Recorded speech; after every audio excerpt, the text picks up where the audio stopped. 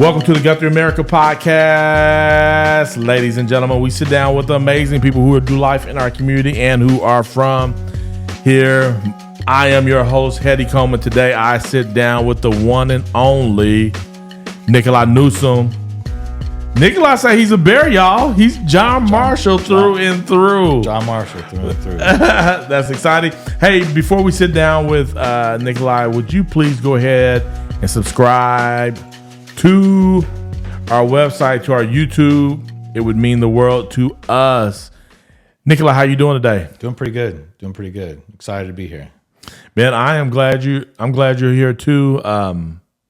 Whenever I was thinking about different people, I'm just always thinking of like, who can I sit down with next? And I can't remember. Oftentimes it's like I'll see your name going through my phone, or I see somebody on something. I was like, I'm gonna reach out to Nicoli and see what's up. Yeah, I'm glad you did. Yeah. So, Nicoli, tell us, how would your family describe you if they were to sit in that chair and I say, tell me who Nicoli is, how would they describe you? They'd probably say I'm a bit of a chatty Cathy for one. that I like to talk. I'm pretty passionate. I'm a pretty passionate person. I used to be a little bit more happy-go-lucky, but as I got older, that's kind of faded away a little bit. I'm a little bit more serious and direct, probably not as happy-go-lucky, but overall, just a pretty lighthearted person overall. But I'm pretty passionate. Sometimes that can get me in trouble.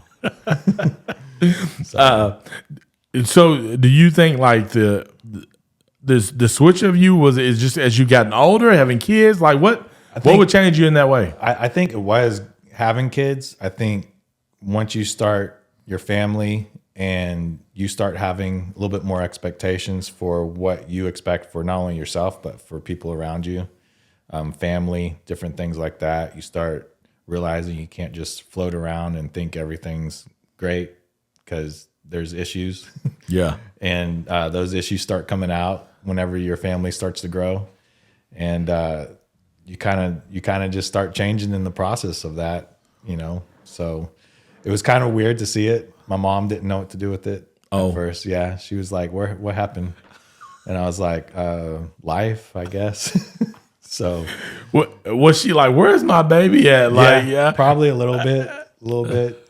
So it was that was a bit of a challenge when we started having kids. I think that we had to learn to still let my parents be who they are.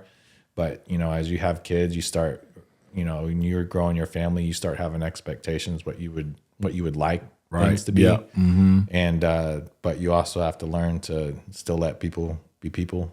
Yeah. And sometimes you kind of go through experiences where you have to realize that.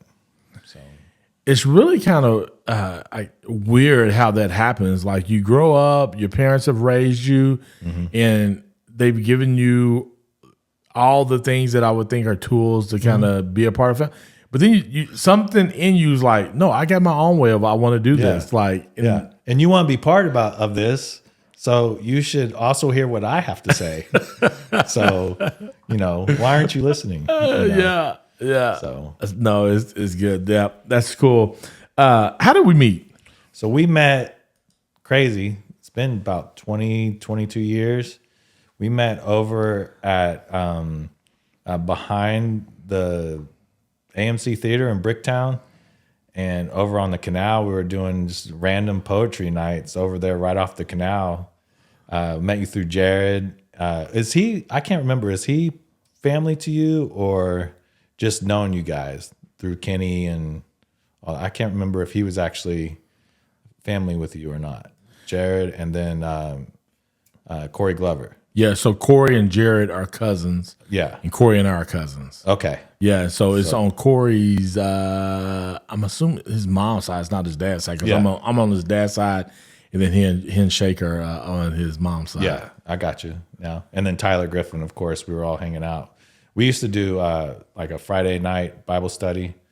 Like we met through a guy named Jeff Wallizer that did floor work, and we'd all work with him randomly. And then we all got linked together. And then I found out that Jared rapped, and I was like, oh, this is cool, because I really love rap music. And Jared was actually like, he was pretty good. Yeah.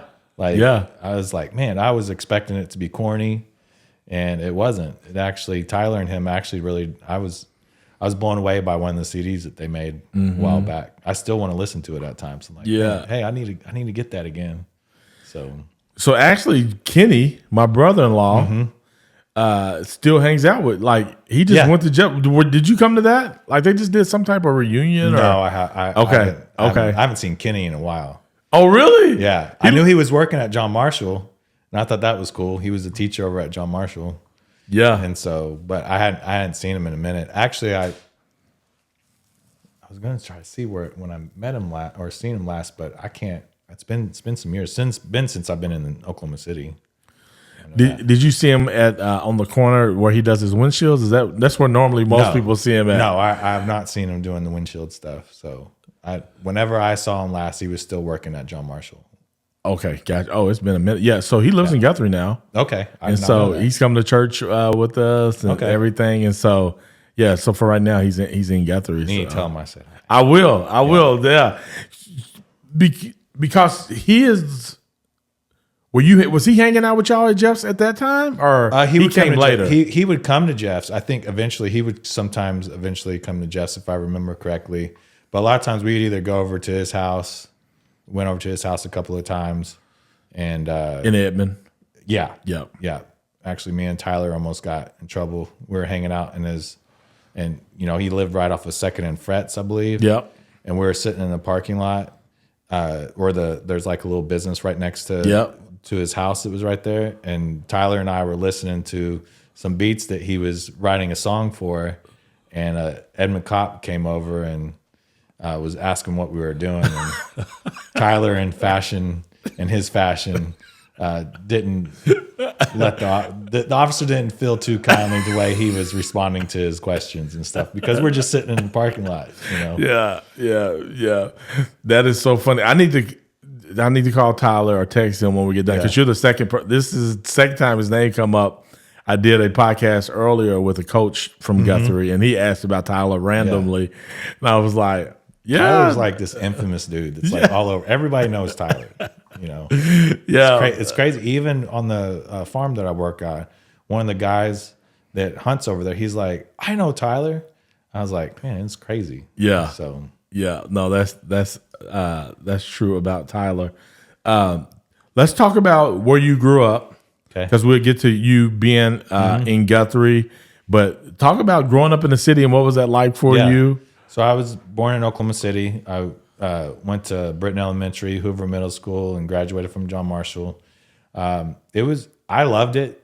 I mean, I didn't realize that there was anything different. Everybody was like always wondering, like, was I scared going to school? And I was like, no, why would I be scared going to school there and stuff? And then I started realizing, like, oh, I am kind of the only white kid in my classroom and stuff. But I enjoyed it. I always had a good time until I got to Hoover Middle School.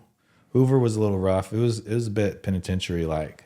You would have kids that were, the movie Above the Rim came out, and so we had kids walking around talking about like they're going to slice somebody or whatever. They were walking around with razor blades in their mouth, and you know how middle school kids are. They get influenced and we start to think we're grown when we're 13 and stuff, which had some incidences over there that weren't too fun, but overall I enjoyed it. When I got to John Marshall, it was a blast. Like my brother was a senior when I was a freshman. He would come in and tell the teacher he needed to take me, and we'd go have breakfast and come back to class. And we're probably doing a lot of stuff that we shouldn't have been doing, but I had a blast. I enjoyed every bit of it and stuff. And I really enjoyed being. I don't know. I thought it was kind of a blessing to be a minority, to be able to look at things from a different lens.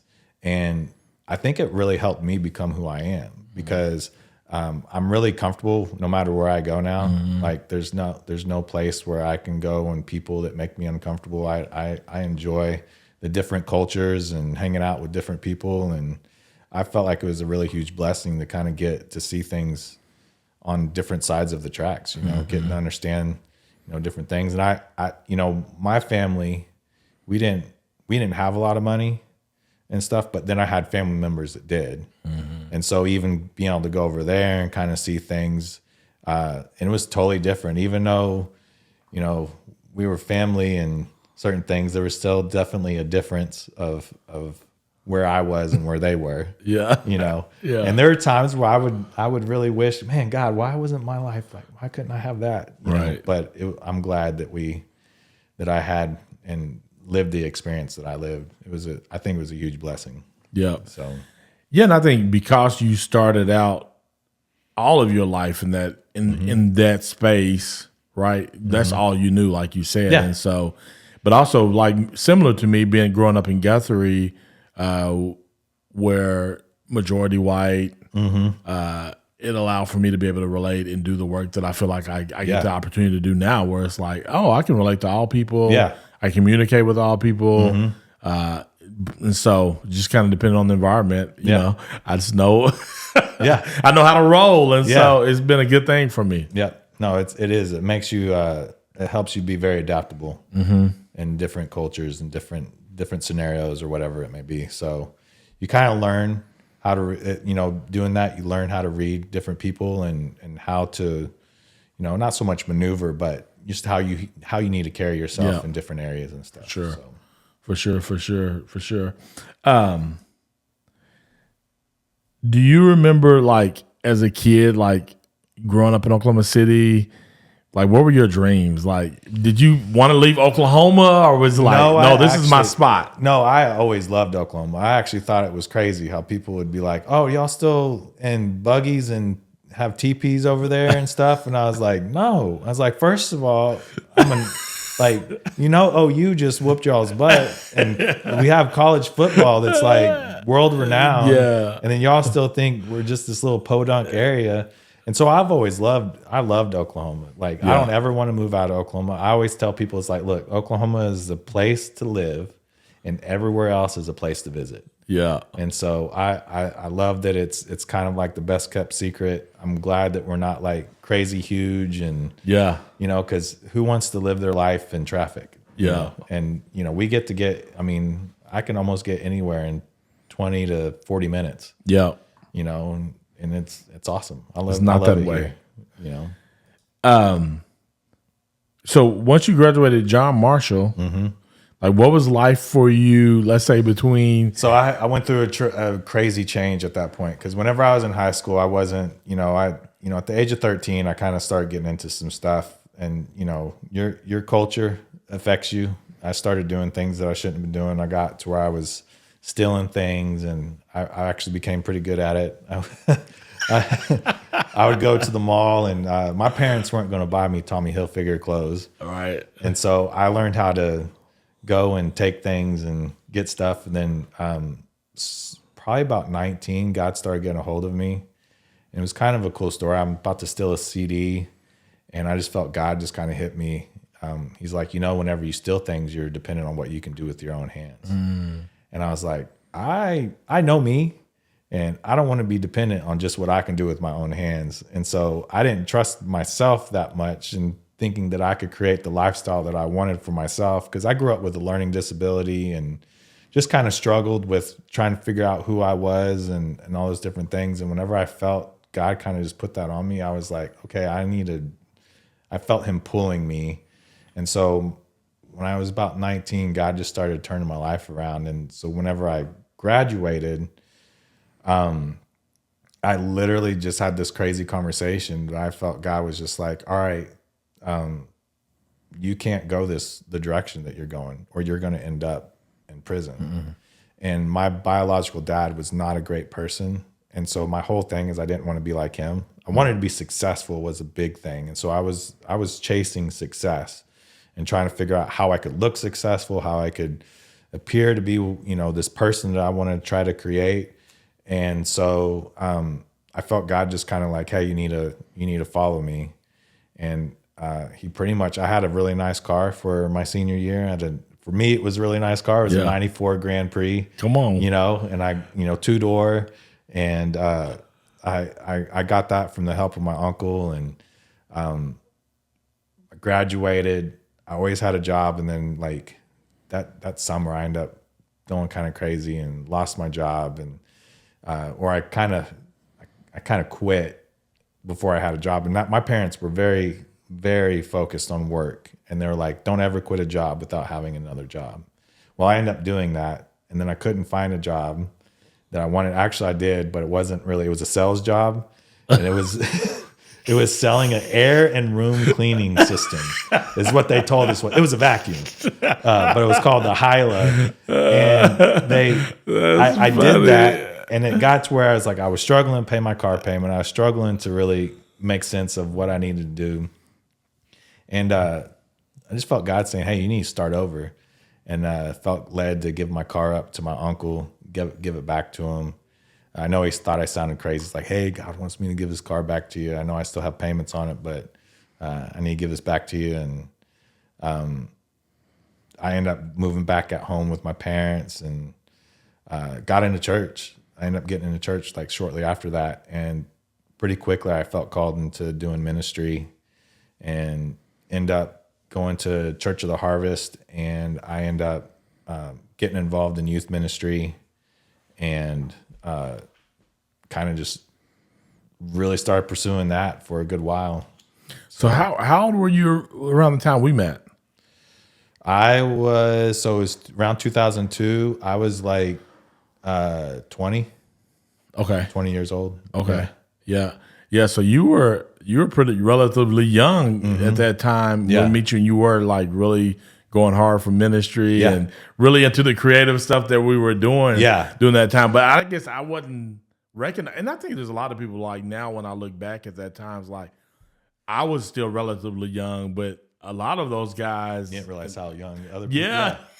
I was like, man, which is so crazy to think about now. And so so you start kind of pursuing God in ministry and all those things. And so you at some point you start working for a city rescue mission. Yes, right? That was after. So I ended up getting a youth pastor job at Church of the Harvest when I was like 24, I think.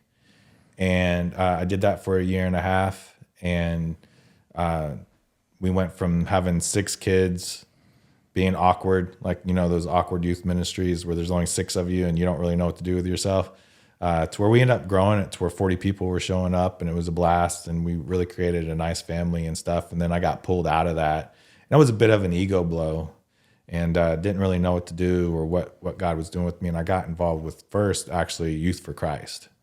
And so I got involved in that ministry because I still had a real huge heart for youth ministry. A lot of that came from whenever I graduated.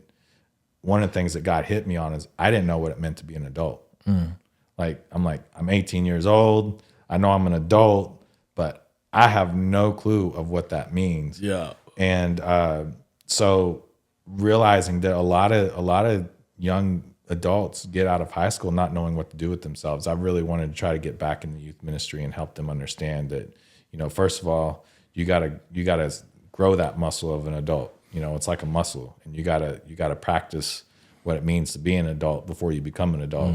And so I was really passionate about trying to help the younger generation understand all those different things. And, you know, hey, life's gonna really kick your butt once you get out of high school. And it kind of goes from moving slow to warp speed once you get out of school. You know, life hits you pretty hard if you don't have an idea of where you're going.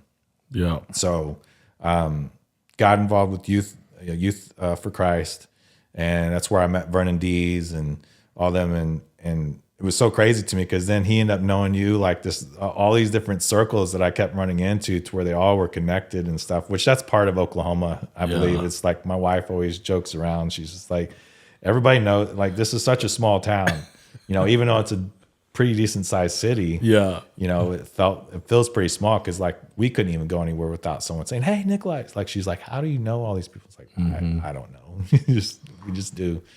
And so, but yeah, I actually, what happened and how I got to working at City Rescue Mission is I had a meeting with Vernon and Matt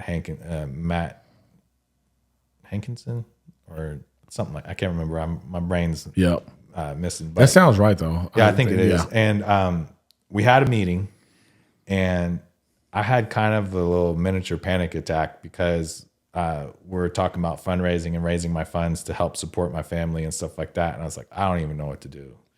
like kind of just went panic mode, went over to Lake Hefner, and I was like, God, I don't know what to do. Wait a second. So are you married at this time? Yes. Oh, wait. Yes. Let's backtrack. Okay. Tell me, like, when did you get married? So I got married, and this is in 2010 when all this happened. Okay. I got married in 2009. Okay. 09. And me and my wife actually met at Church of the Harvest, the leadership college that they had. Okay. Yeah. So we met there, and we were there for one semester, and they shut the school down. And before the school shut down, we had kind of a little thing that was starting to bubble up. And I felt, I always joke around and be like, I knew, like I was right. I knew you were supposed to be my wife. And she almost she went back to Illinois after the school shut down, and she almost got married. And then I almost got married to somebody else as well. Oh, wow. Yeah. And luckily it got called off. Like the girl that I was thinking I was going to marry at that time, it was a totally different thing too. And I tried to tell her, I was like, that was just me being like trying to get over you. For the most part. Okay. That's what you told her. Yeah. It was like me trying to get, and I had to let it go. I was like, man, God, I gotta trust you with this. And maybe this is, and I met the girl before I met this girl before I met Sarah. But it was funny whenever I saw her walk around the corner, the first thought that hit my head was, this ain't good. So I think that was this is your wife? No, not my wife. No, the other girl. The other girl. Okay. Yeah. So when she walked around the corner, I was like, this ain't good. And I never had that thought with my wife.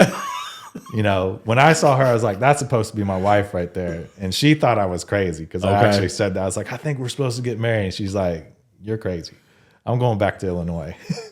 And so she did. And she was there for, I think that was, so 2002 is when all that happened. The ending of 2002. So it was coming into 2003 that she ends up going back to Illinois. And then... Wait, 2009 or 2002? No, 2002. She goes back to Illinois. Okay. And so we kind of kept track of each other. Like she would seldomly come back to Oklahoma City and hang out and all these different things. And then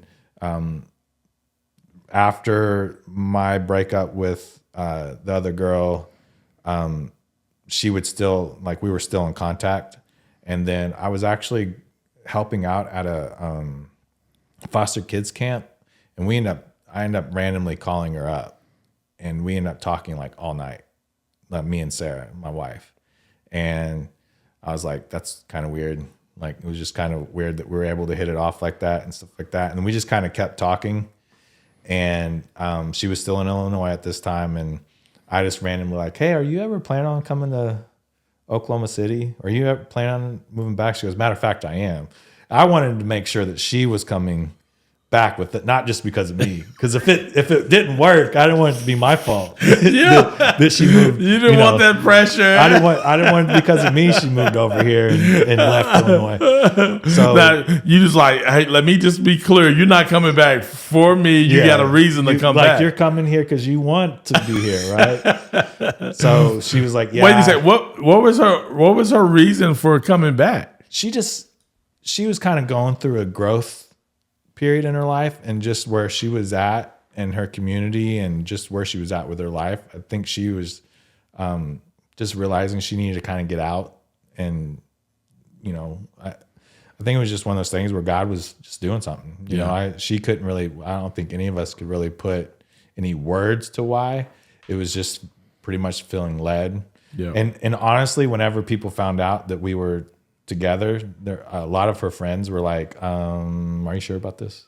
So I was a bit wild and stuff like that. So they weren't, a lot of people weren't 100% on us getting together and stuff, which they had reason to feel that way. So we end up she ends up coming. What happened is we started talking pretty regularly. And then I was like, how like whenever we like a girl, and we start calling them, and then we call them every day, and then they do the like freak out no answer thing, and she didn't ever do that, and I was like, okay, I like this. Like, I don't feel like she's playing any games or anything like that. So I end up just saying to her, it's like, hey, you're not like freaking out and not answering. She goes, yeah, about that. I was like, I was about to.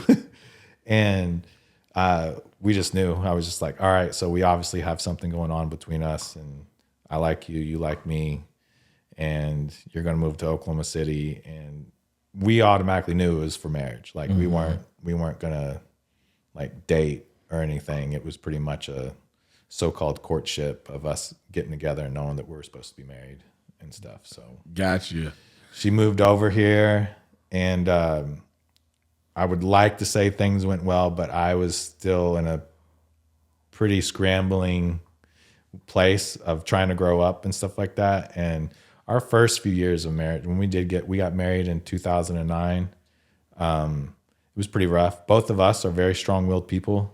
And so it literally, if you were to do a picture of what it looked like for our marriage, our first 3 to 4 years was like two rams just going at it, just butting heads constantly.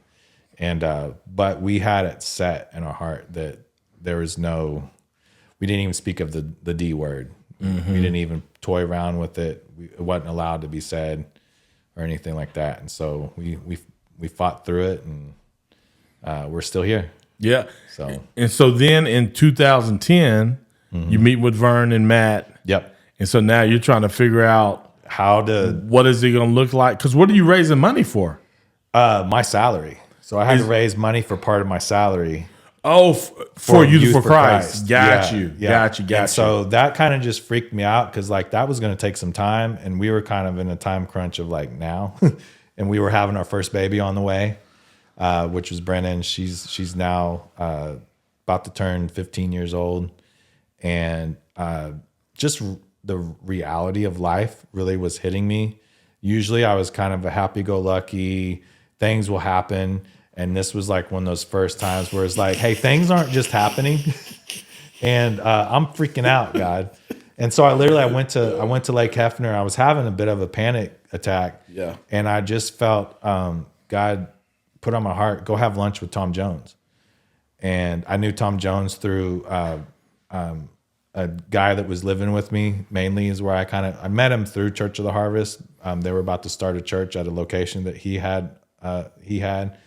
And I met a guy named Thomas, who became like a brother to me. He ended up living with me for a number of years, and I showed him how to. I brought him on to where I was working, which was doing tree work for an arborist company, where we did tree care, pruning trees and stuff like that, taking down trees. And so I knew him through him. He was kind of like an adoptive dad, and so I became kind of friends of the family through Thomas. And so I just felt led to I mainly went to go have lunch with Tom Jones to see if I could pick his brain on how I could raise money for me doing stuff for Youth for Christ. And in the process of that, we were sitting there talking, and he goes, you know what? We're about to start a job placement center. And I feel like with your experience and some of the things you've done, you'd be really good at doing that. Would you want to work at City Rescue Mission? And I was like, yeah. That would help bring consistency. And I went to Matt, and I told him, and I was like, hey, I plan on working at City Rescue Mission, but they're cool if I, leave to go do the lunches that we have and at that time I was assigned to go to Northwest Classen and do the lunches over there, which was cool because it wasn't that far from where City Rescue Mission was. And so I kind of still did Youth for Christ and worked at City Rescue Mission. I did Youth for Christ probably for about 2 years into me working at City Rescue Mission. And then finally I was like, I don't think it was going to work. At one point, I almost had an opportunity whenever John Marshall, they used to have a principal over there named Mr. Harris. And he was an awesome principal over there at the new John Marshall. And he, before he left, hired me to be the parent-student liaison, which was going to work perfect for being at working with Youth for Christ, because then I could work there at the school and have it would help raise money for me being there at the school or doing that ministry with them. And he left, and the new principal comes in and he's like, I don't have you on manpower hours. And I was like, what? And so through the school, I actually ended up, they didn't have a place for me at John Marshall. So I didn't get to work at John Marshall. And I had to, and it just really kind of just messed up what was going to happen through Youth for Christ. And just totally, like, it was going to be an awesome fit. It was going to work awesome. It was like one of those things like, God, you're opening up the clouds. I'm about to get to walk in these things that I'm really passionate about. And then it just shuts in on me. And I end up having to, they end up finding me a job still in the school district, but as a teacher's assistant for a special needs class. Mm-hmm. And so I worked for 1 year. I felt God kind of like, I just want you to go ahead and do this. And so I was a teacher's assistant in a special needs class. And it was a pretty eye-opening experience. It really helped me like get a tender heart, because I don't really like to deal with brokenness for the most part and being around it. And these kids were severely handicapped. And it was really hard at first, but God just like really opened up my heart to have a heart for these kids and stuff. I struggle with different things that are messy and stuff, and it was kind of a messy job. So, but it was pretty cool what God did through that. And I just stayed there for a year, but doing that, it was in an elementary school. And so it didn't help with what I was doing with Youth for Christ. Gotcha. And so after that year of working at, it was Martin Luther King Elementary. After that year of working there, I was trying to go full stream into Youth for Christ. And then that's where I started having I went to have the panic attack and freaking out, and like trying to figure out how to take care of my family. And I was really chasing ministry, and that really actually put a big strain on me and my wife, because I was really doing that almost to the detriment of our family, to where I was kind of running away from some of the things I probably needed to do. And City Rescue Mission kind of came in as a godsend for the most part, and it allowed me to do vocational ministry. But I worked there for 4.5 years, and I started seeing a part of myself that I didn't really like. And so in the process of that, I was doing tree work on the side, like just kind of, just side work and doing my own tree work. And about 4 years into that, I went to my wife and I was like, you know what, I feel like I'm getting a little too comfortable, and I don't like where I'm at as a man. And I just went to her and I was like, I feel like I'm supposed to start my own tree trimming business. And she's like, I was thinking the same thing. Which for me and my wife to be on the same page was like this is definitely God. If she's saying yes, I think that too. And so I did that. But the problem with that is I still had the desire to be in ministry. Mm. And so I never really took a hold of being a business owner and operator. And it really did affect the way I ran that business, and end up costing us the business and also eventually our house and stuff like that. Cause I got a business loan, and we're doing pretty good for our first year, our first 2 years. But then I had a truck breakdown on me, and you know how it is when you are running a business.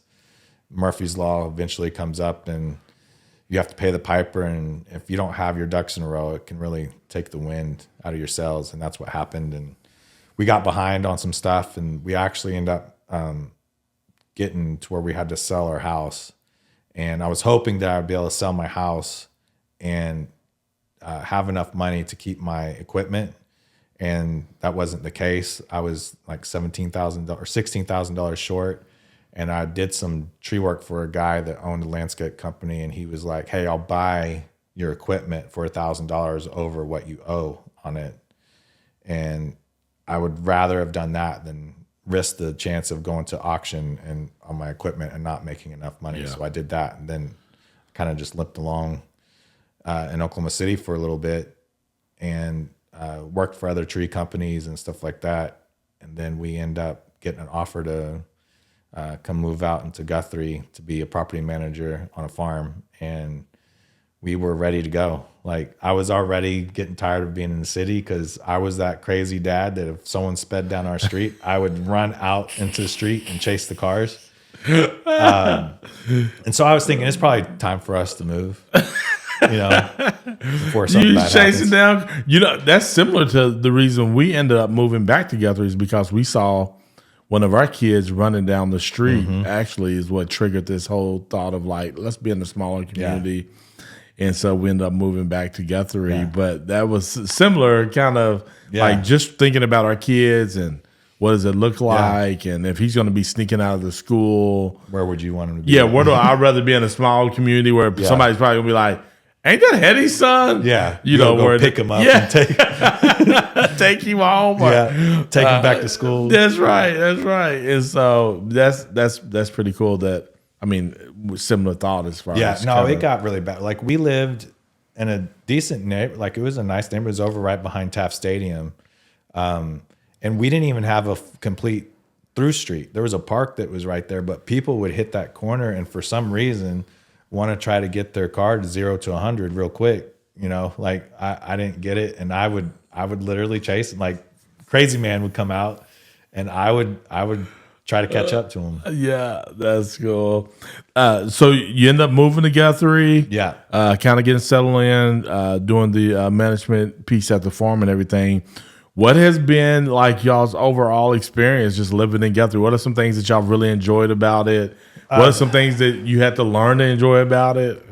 The one thing that, because we're not like, we're a little bit further out of the town and stuff. It takes us like 15 minutes to get into town, which still isn't that bad for where we live and stuff. I think the thing that's been really nice is just for us, it's been a place of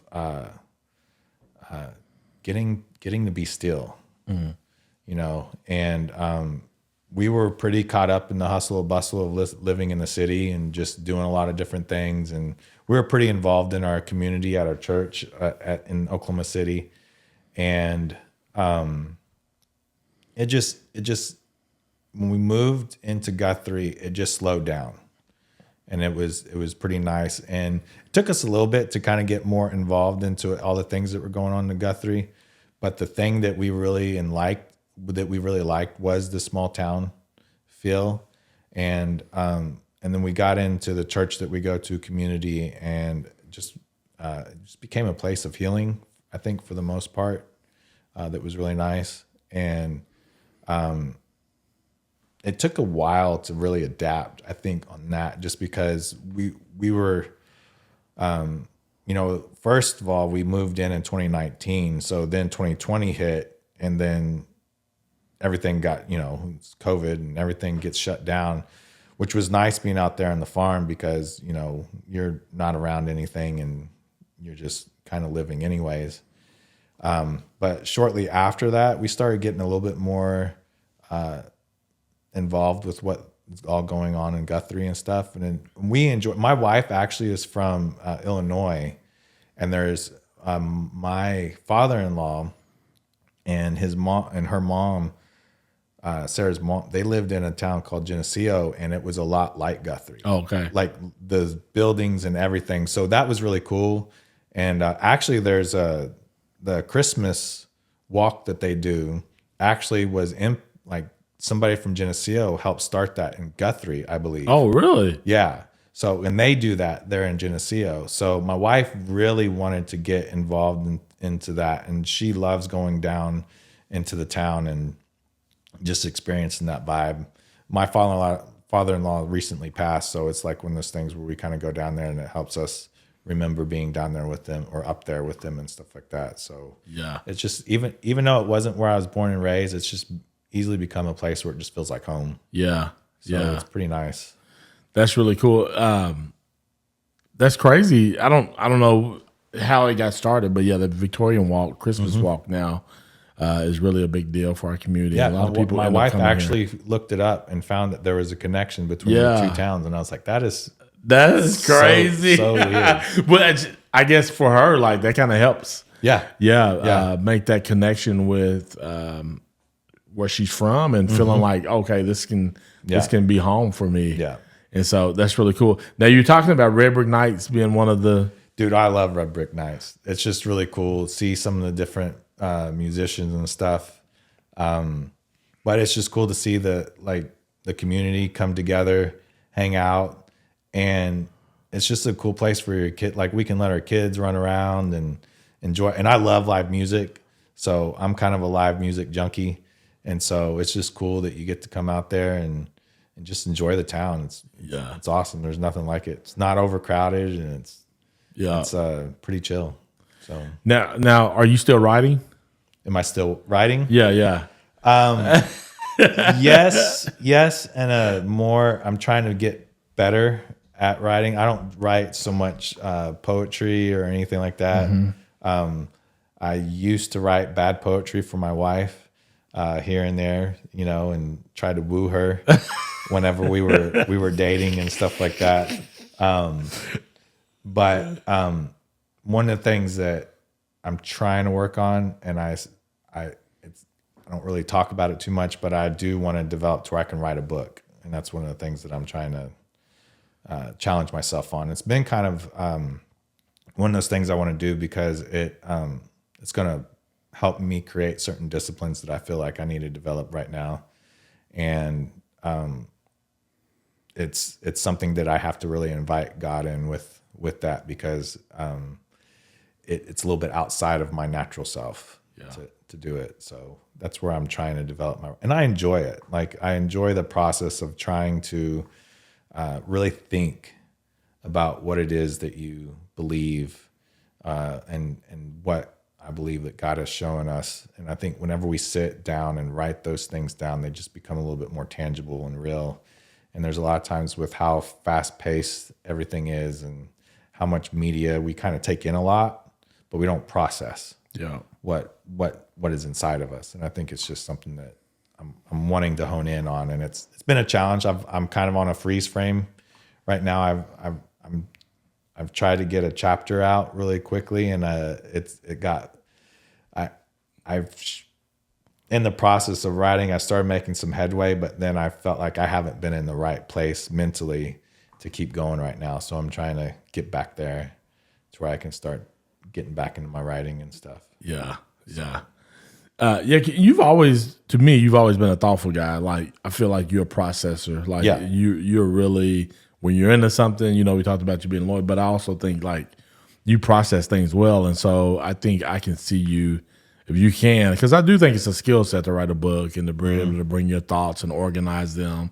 I can definitely see that being something that you can accomplish. Well, I appreciate that. Yeah. I appreciate it. It's been it kind of is one of those things that is something I've wrestled with quite a bit. I grew up with a learning disability, reading and comprehension as something that I really struggled with. And, but it's one of those exercises that I think will help develop some disciplines that I really feel like God's wanting me to work on and stuff. And it's actually it becomes a big stress reliever whenever I actually take the time to do that and stuff. I'm really quick to like have thoughts, and I'm quick to kind of shoot off those thoughts and stuff like that. But I really do think there's value in really processing them, not just shoot from the hip. And so I'm trying to mature, I think, in that a little bit more. So my middle son, my oldest son too, they're communicators. And one of the things I'm working with my middle son on is just really like, and he gets it from me, like he gets it honestly, but that whole thought of like, okay, let's slow down with the information. Let's try to process it. Let's try to deliver it in the most thoughtful way that we can, right? Versus just rushing it like and just spewing it out. But kind of that whole be slow to speak and quick to listen. Like, how can I just really listen to what God is saying before I communicate what I feel like He's put on my heart? Let me just be slow with this. And I think He definitely can help you deliver it. But one of the things too, I want to write a book. And I feel like over the next 10 years, there's probably going to be a 3 series of this book. So I've really been like researching like, okay, what's the best way to approach this? And some of it is like, to write a book, you got to read a bunch of books. So you can have information, you can have structure and things like that. But I've been watching these different YouTubes where a lot of these authors are showing like how they get the information to be able to write so many books. And so it's been really interesting. I'm like, it's called so some of them do what they call a commonplace book. So anytime you have a filing system, so any quotes You have a place in your commonplace book to put your quotes. Or Yeah. if you read something out of a book, you write down and mark that, and you have a file. Like if it's on leadership, you file that away. Yeah. So then when it's time for you to write your book, you can bring all of your notes together, and then you lay them out, and then you start processing the book, which is something like that. So that's the approach that I'm taking. So right now I'm trying to read as many books around what I feel like my book is going to deliver that I can learn from people, and then mix it with my own thoughts and over the years. So I heard about like when you do that, it helps develop our writing voice as well. And sometimes we have to kind of mimic a little bit as we read. We'll find ourselves mimicking a little bit of that and stuff. And I haven't really gotten to the place. Like I go through spurts where I will read and then I won't read anything. Probably because I spend a lot of time really processing those thoughts a little bit. Like I can sit there and chew on just a small fraction of what I read. I'm not really a quantity person. I really try to look at even just one thought and really break it down. That's kind of where I've always been stuck at. A lot of times I'll get to where I read a book and I'll stop like halfway through. I'm like, all right, I get what they're saying. Like, because sometimes there's a lot of fluff in certain books. Yeah. So my goal is, I'm like, all right, God, if I write a book, I don't want to have to be wordy in it. I would like to be very direct, and it's something that people can read and they read all the way through. And it wasn't just me having the sound of me loving the sound of my own voice as I write. So I know I could. I end up going towards that direction sometimes. So there's been several times where I've been writing. I was like, no, I'm trying to make this more than what it is. Right. Stuff. So it's been an interesting process. It's scary to actually say, because then then you got people, hey, what's up on that book? Yeah, right. And you're like, yeah, about that, Yeah. So because once you tell people, there's certain people going to ask you about it every time. Yeah. I actually had that happen because there for a while I was thinking I was going to do a podcast, and everybody's like, "Hey, when you starting that podcast?" And I was like, "Well, about that, Did you hit me up about doing the podcast? I feel like now that you say that, I did, but I wasn't in the quite right mind probably at that time. I think that was more of me liking my weird ego of saying, "Hey, I think I got something to say." I think a lot of people hit me up about a podcast, and they never do. I'm like, just do it. Yeah, just do it. Don't overthink it. Yeah, what's crazy is what's weird, and my wife. And this is so not her at all. She does not like being in the spotlight at all. But she was like, I wonder what it would be like if we started one, like together. And I was like, because we really have, we'll have some really cool conversations. Yeah. Like that's when we're going through some of the hardest times in our life, the thing that really kept us together is that we enjoyed talking to each other. So even though we weren't doing well overall, we would still find ourselves having these conversations with each other to where it was like, it was fun and it was challenging. And we both are willing to process certain things and thoughts, and we're not afraid to be exposed in those thoughts. And so when she said that, I was like, okay, God, maybe there's a chance that we could end up doing something. And I like the thought of doing that with her because it will help keep me from going on wild tangents, because I can be that person. Yeah. So... Yeah, I think you should try. And here's the thing: you never have to publish them, but at least you're gonna have. Yeah, you're gonna have these conversations with your wife that you can always have. Your kids can look at them one day, even if you never publish them. Yeah, I think it's just good to be able to get in front of a mic and kind of share your thoughts. It's the new journal. Yeah, it's the new journal. Yeah. Do you journal? No, I've gone again. It's like one of those things. Like I sit there and try, and it just feels so weird. Like it just sometimes I feel like whenever I tried, it's almost like whenever I'm sure you can remember the times where I would come in and try to do some poetry and it was like that dude was trying. And there's times where even just me writing those thoughts, I feel like I'm not tapping into what's really going on. So a lot of times I just sit and I really like to process. Like I'm really addicted to thinking. Like I like to think, and like if I could do one thing and be okay, like I can sit on my front porch I can just sit there and think about all this stuff, and I enjoy it. Like it actually. And now you're on a farm, so you just like I'm all in on just I get to ride in a tractor and just think. And it's actually pretty nice. That's good. Yeah, I do. So I started out calling the morning pages because there's this book called Art of Something, and this lady talks about doing 3 morning pages every morning. So you just write, and it doesn't even have to be anything that makes any sense. You just write 3 pages, and so I now call them daily pages. So I don't have to feel the pressure of doing it when I first wake. Just along sometime throughout the day, I write down my 3 pages. Do you feel that as you write and you do that, like you start to get to where you're more authentic with what you're writing? Because I think that's the thing I struggle with. When I first started, it's just like, man, it just seems like I'm posing. Like I'm even to myself, I'm like, you poser. Like what are you trying to write here? Well, I think so again, the way that she explained, you just write what you're thinking. Yeah. So whatever I'm thinking at that moment, I just kind of write it. And sometimes it just continues to go. You know, and then if my thought changes, I just change with my thought. Yeah. And I just trying to flesh out. So if there is something that comes to my mind, you know, I'll just start writing that. Even if it's like, man, what kind of cereal do I want to eat today? And then I'll be like, well, why do I want to eat the cereal that's not good for me? Yeah. And so I just keep writing, but it's just whatever comes to mind. And it's really been good. I've been doing it for the last 7 days or so.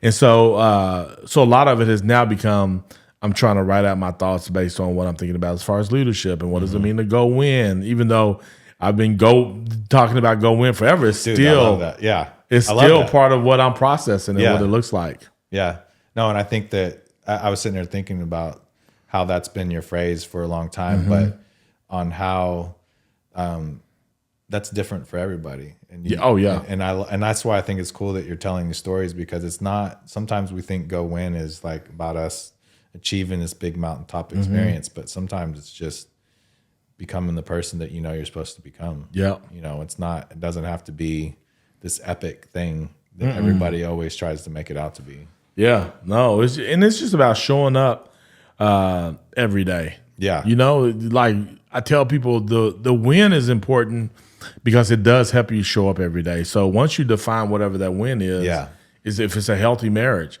It's never about crossing the finish line first, but I've defined that win. So now what are the things that I got to do every day to have that healthy marriage? And to me, that's where the story comes out. Yeah. You know, of who you are, and the story is told based on you moving forward towards whatever the win is you defined. And again, like you said, it's different for everybody because everybody's defined different wins for their lives, even if they haven't wrote them out or whatever the case may be. But for the people who don't have a win, they're the most boring people, and they don't have a story. Yeah, right. No, I actually tell my kids will come to me and they're like, "I'm bored," and I'm like, "Only boring people get bored." So, like, are you boring? Yeah, you know? and it's true. Like that's one of the things that people used to always say about Oklahoma, why they hate Oklahoma. It's like it's boring here, and I'm like, no, you're boring. Yeah, you know, like you should be able to have enough in you to entertain yourself if you have any type of substance to you whatsoever. Right. So there's enough to process around within ourselves. Yeah. There's a lot to process because we've all gone through amazing things. Like whenever I just get to hear certain people's stories or get to have a conversation with somebody, I think that's the thing that's always like, man, like that person is awesome. Like I'm moved by certain people very easily because I love seeing where they come from and how they become the person that they are. And it just always moves. Like there's certain people that are just regular people. I'm like, dude, I want that. Yeah. I want that aspect in my life because I think that they're just awesome. And so I get entertained by people very easily because I think that we all have some type of amazingness in us. Yeah. And that's what's cool about, I love what you're doing with that, which is getting people to tell their stories. And it doesn't need to be some, you know, everybody's like, what did they accomplish? Well, they might just accomplish them being themselves. Yeah, that's right. And they're comfortable in their own skin. You know?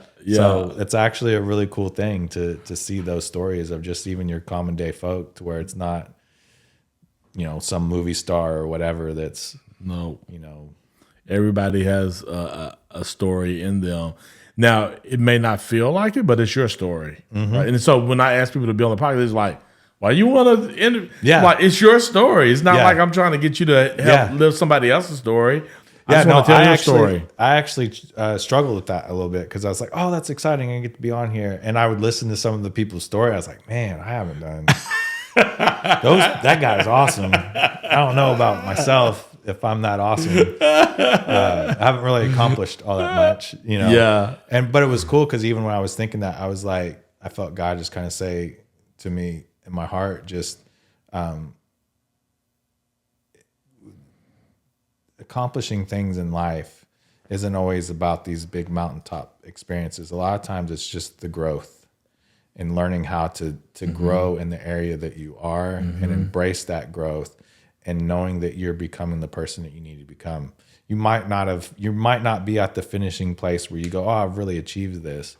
And legacy isn't always leaving, like one of the things because like right now we're at a place like I don't have any debt, but I don't own anything either, which is kind of cool. Yeah. You know, we're starting actually more ahead than most people because they're you know, but you know, there's times where in our ego that can mess with us, like, oh, what do I have and stuff, and but I felt like, man, it's more important to really know who you are, not based upon what you have, but what you're working towards. Yeah.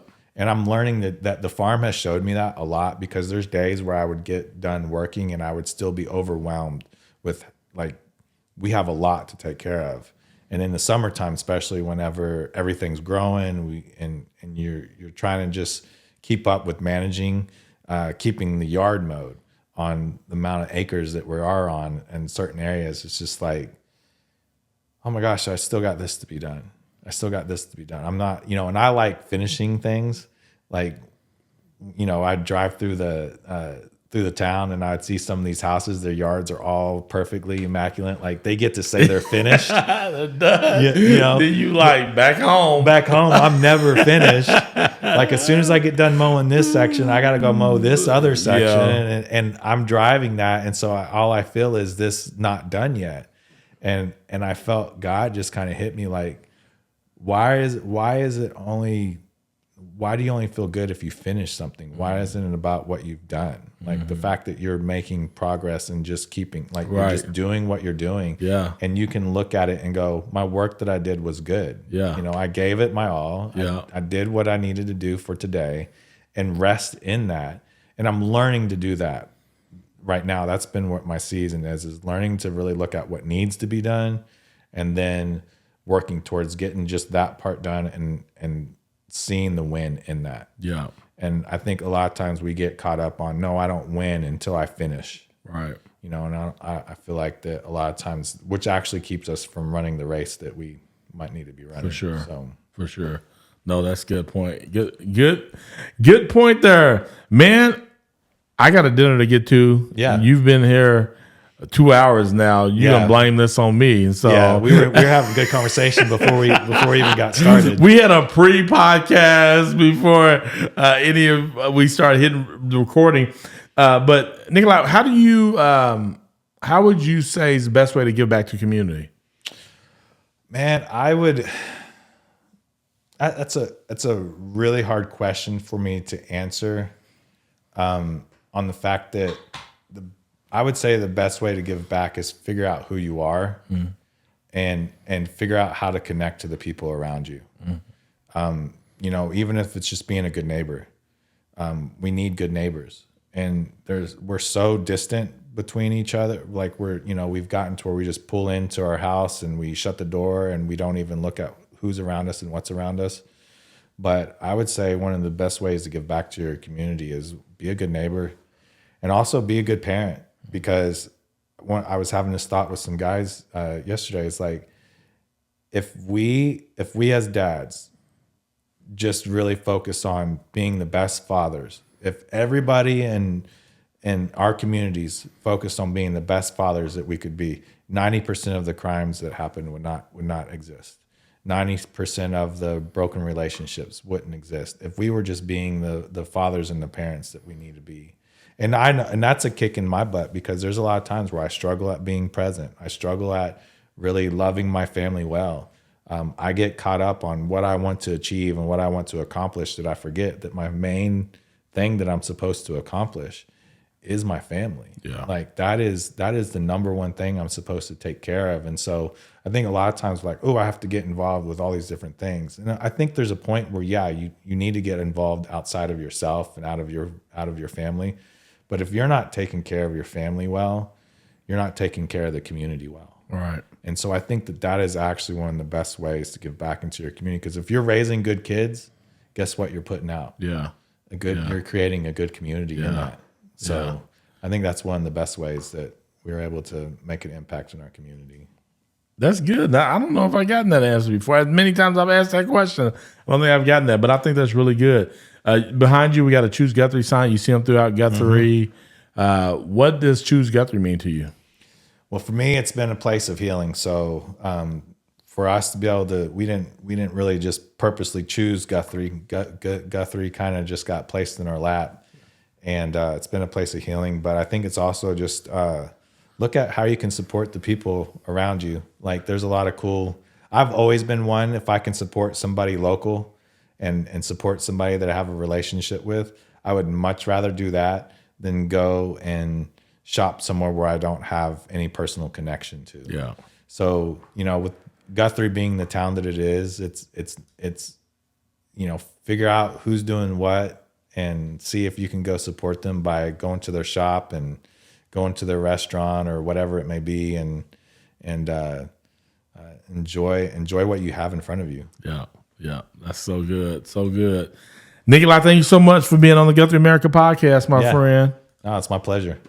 I'll be looking for you and your wife to start that podcast soon. Yeah, we might need to sit with you and get some pointers on how to set it up and stuff like that. Yeah, I get caught up in the little things that keep me from moving forward sometimes. Yeah, so. that's the case with most people. We just get caught, and I'm the same way. Like I tell people all the time when I teach a class, I let people listen to my first podcast and the last podcast. I'm like, which one was recorded on the phone and which one's recorded with all this stuff, and like oftentimes they think the phone is the latest one, and so it's just a matter of just doing the work. So, yeah. Thank you so much, ladies and gentlemen. Thank you for hitting that play button for another episode of the GuthrieAmerica podcast. We're on a mission to help every story told of the great people, fabulous people living in our community and who are from here. The question that I always like to end with is, will yours be next? Go in.